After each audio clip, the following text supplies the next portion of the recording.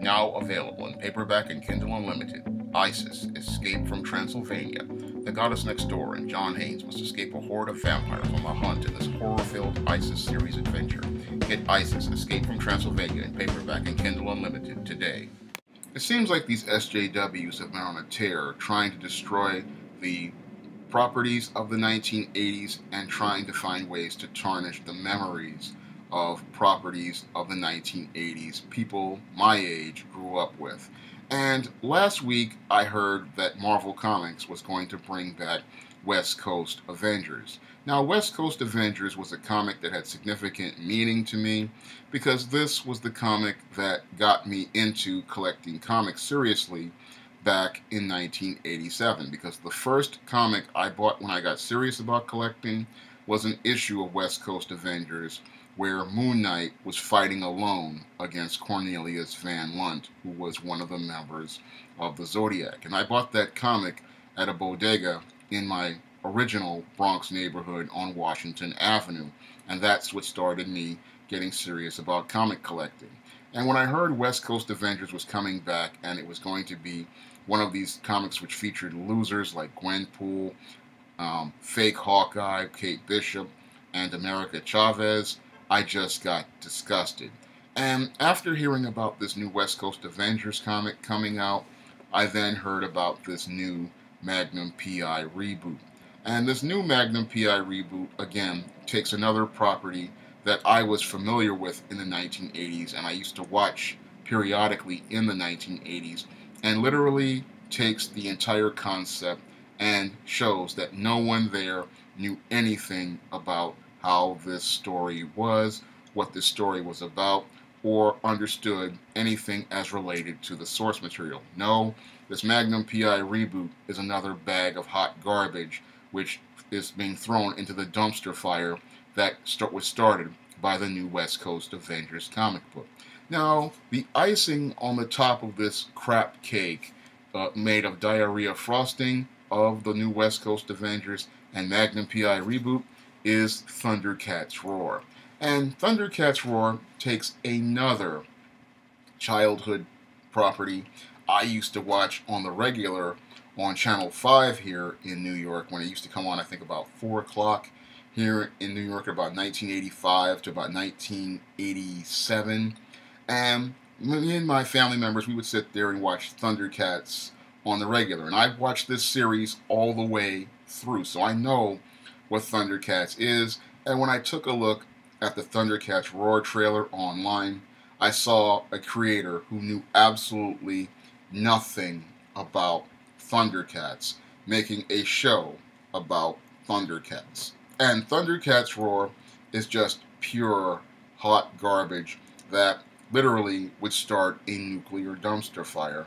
And this animation betrays the spirit of the original Thundercats, and the storytelling betrays the original concept of the Thundercats. And what was really annoying to me was watching this man bun wearing soy boy sit there and talk about how he was going to pay homage and honor the source material of the Thundercats when he's sitting here and talking about comedy. No, Thundercats was never a comedy series. Yes, there were comical moments in Thundercats here and there with maybe Snarf and Panthro or Snarf and some of the other characters. However, Thundercats, when it was originally on, was a very serious show. It was an action fantasy show about a race of cat-like beings who were escaping their planet, which had blown up and had gone to this third Earth. And this third Earth was their place where they were going to establish their new home. And this new world was a place that they were supposed to go and explore. And they were being trailed by these evil mutants, Slythe, Jackalman, Monkeyan, and Vulture Man, and they were aided by Mumra, who was on the planet's surface.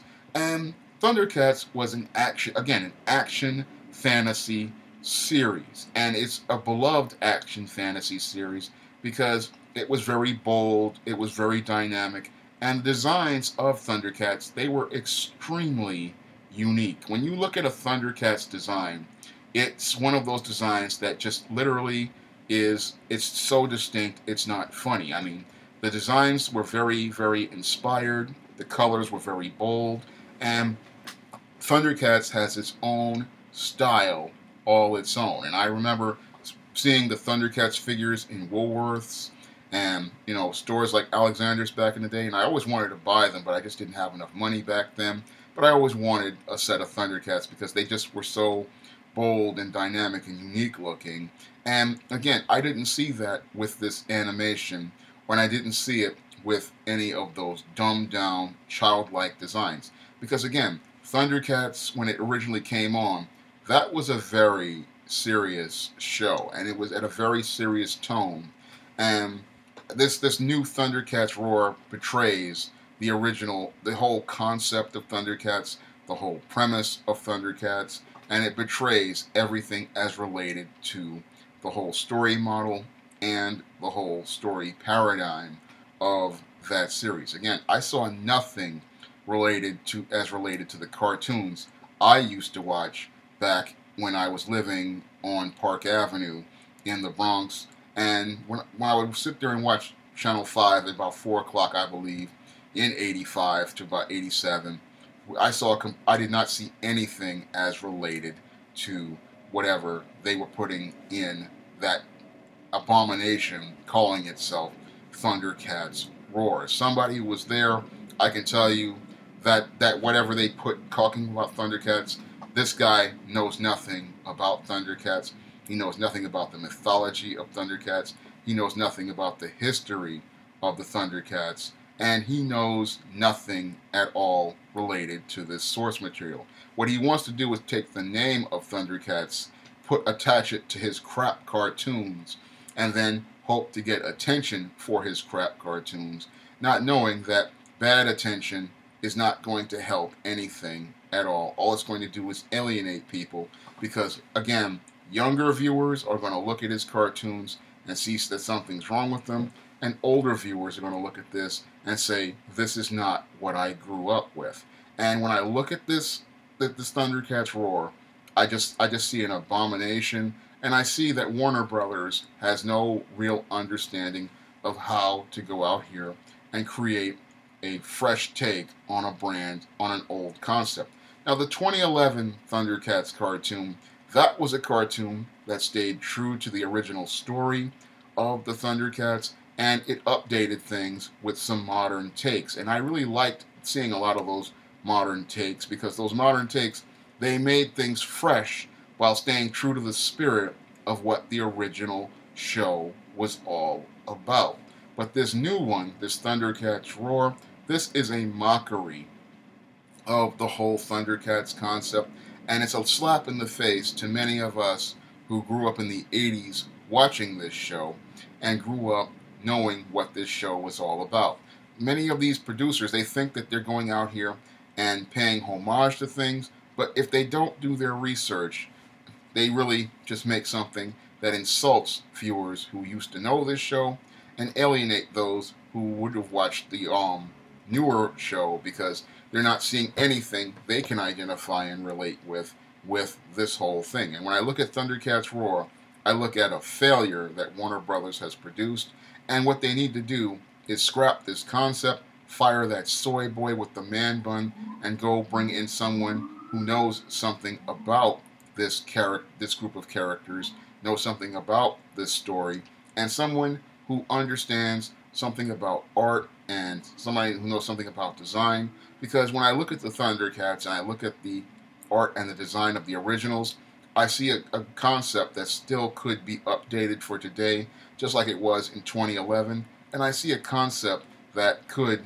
be modified to be adapted for the 21st century for a new generation of viewers.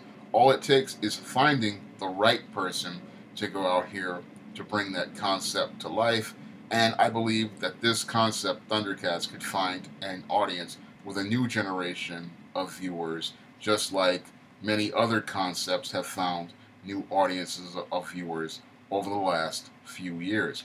If you'd like to try some of my concepts from the SJS Direct imprint, like the ISIS series, the E-Steam series, The Temptation of John Haynes and the Sinisterella Trilogy. You can pick up my books in paperback and ebook on Amazon.com by clicking the link in the description box.